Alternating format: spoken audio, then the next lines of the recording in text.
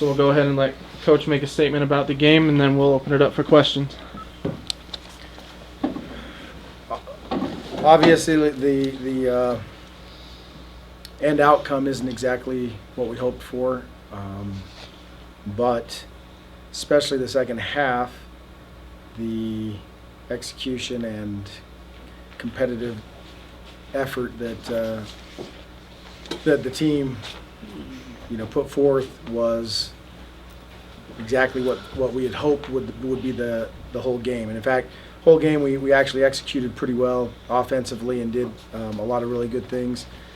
They just have really good shooters, and when they get going like they did tonight, it's tough to combat that. They have great leadership. They have a seasoned team that's kind of used to playing together, and they move the ball really well. And just a few plays here or there were the difference of us being able to win or lose. But if you step back and take a second to look at not the overall result, but the where we are as a team, really excited and happy for the level of competitiveness.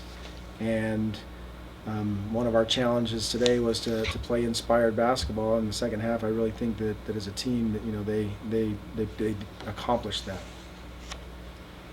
Ladies, Coach talked about playing inspired basketball. What inspired you guys to come out there in the second half to play like you guys did then?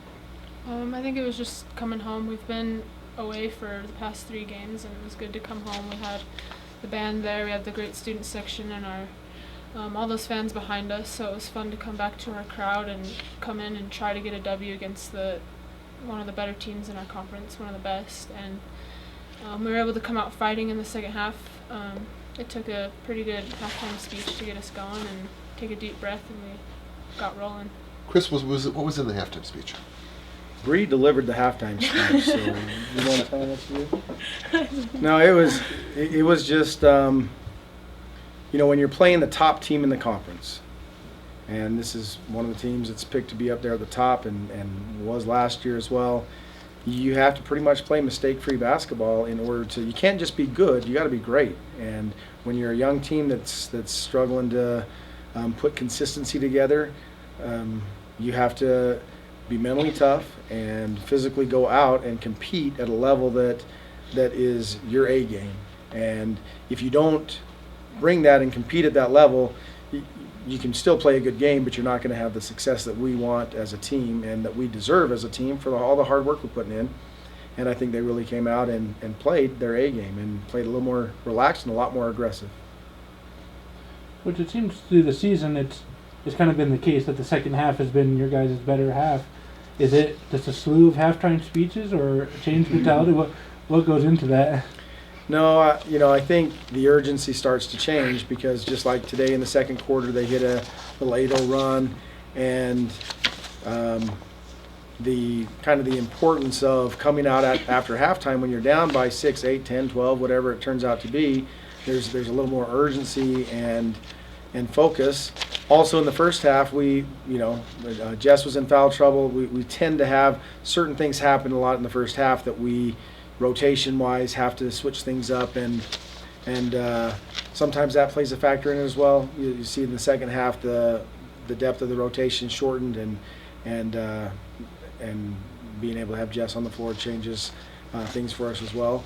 So it's a great point, and hopefully we can figure out the first half that was our keys to the game today, was to be able to play 40 minutes of certain things. And I don't know if we got 31 minutes or 32 or 37 minutes, but we need for us to be successful, we've got to be able to sustain it for 40 minutes. Bree, how frustrating was it to have Jess kind of have to sit because of foul trouble during that first half? It's very frustrating just because she's one of our leaders on the floor, one of our go-to players, and sometimes when she's not on the floor, we try our best just to keep trying to do what we know how to do, but it is frustrating. So. Coach, they hit. You guys took the lead and they hit those 3 straight threes. How deflating was that, just for the group? Yeah, I don't know so much for the group because that's one of the things that we've talked and worked on this week in practice was whatever happens to change your mindset and fight right back. And it seems like because of the urgency to get down and score, we maintained a pretty good focus, whereas at Northern Arizona we kind of dropped our shoulders a little bit and it would affect the offense even more. But yeah, for me personally, it was real frustrating because those are the 2 kids that we knew they were going to, and the urgency to deny, to be uptight, to not allow them to get a catch and a shot was a lot higher. Let somebody else beat us, but I tell you, they're really good at feeding off of each other and spacing, and 2 of those 3 were an extra foot or 2 behind the NBA or the 3-point line. So it is deflating as you see it happen, but luckily it's in the heat of the battle that emotionally watching it on film and thinking about it over and over tonight will be a lot more frustrating than actually while it's happening. The theme of those threes were they were all by the Hodgins sisters, though. Right. How, ladies, what was it like to try and defend them? Was it adventure, challenging? How do you defend them when they're going off like they did? Well, basically, they're great players and we respect them a lot. But our thing is we didn't contest very well. But I mean, we knew they were going to hit shots. We didn't know they was going to be in the heat of the moment. But the main thing is we kept playing even though they hit those shots. We didn't get down on ourselves, and I think that showed how much we've matured over break and throughout the season. It was 13 late in the first half. I mean, you just want to. I mean, changing the beginning of the game has to help you guys out a little bit more too, where you aren't falling so far behind and having to expend extra defensive energy. Yeah, and that's something that we as a coaching staff continue to watch film. Not only, and as the game rolled on, it's the same thing last week at Northern Arizona. It's typically in that second quarter that emotionally we lose a little bit. Today we didn't emotionally, but with some of the substitutions and with their kind of hot shooting hand, especially number 4, we didn't adjust aggressively to it. In the second half, that's what we were able to do defensively. And, I got to do a better job of utilizing the timeouts and even burning them in that first half if we need to adjust defensively. We can make some good adjustments at halftime, and we've done that. But sometimes in that second quarter, whether it's a motivational speech in a timeout, whether it's we need to switch up defensive game plan a little bit because 1 or 2 players typically get hot and go. Last week we gave up too many transition things in that second quarter, and it was in the third quarter, and that was a little bit frustrating. But typically it's adjusting to 1 player, and if we can aggressively double team, help and recover off of that, or adjust the game plan, I think it will at least give them a little bit more vote of confidence in what they're trying to execute and maybe have an impact in the urgency that we defend. Jamie, at the end of the game there, with that 3-point shot was well behind the line. Take us through that one. And it didn't lead to the win, obviously, but I mean, that was just a huge shot from you.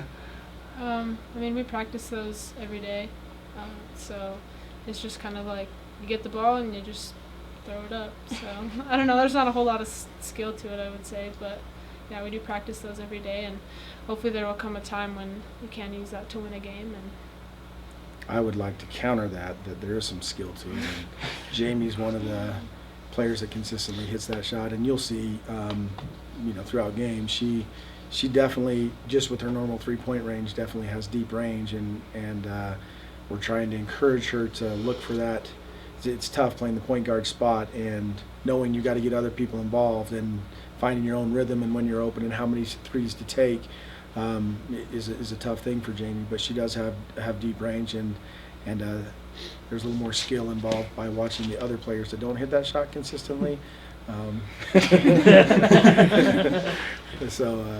But Jamie did a great job of, executing what we practiced, and too bad, and one day it will be, a game that a shot that goes for the game.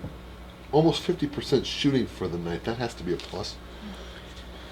Huge confidence boost for us, and one of the things that I'm most excited about is how many shots we got at the rim.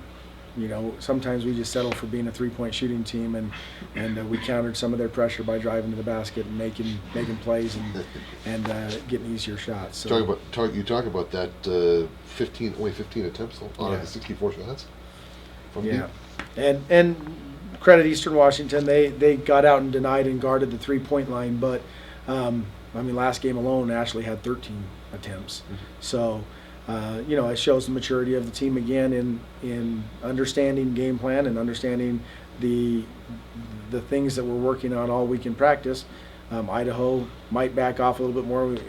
Saturday could be a different story, but I'm really happy with the way they read their opportunities today. All right, anything else for these guys? All right, thank you. Thanks, guys. Thank you, sir.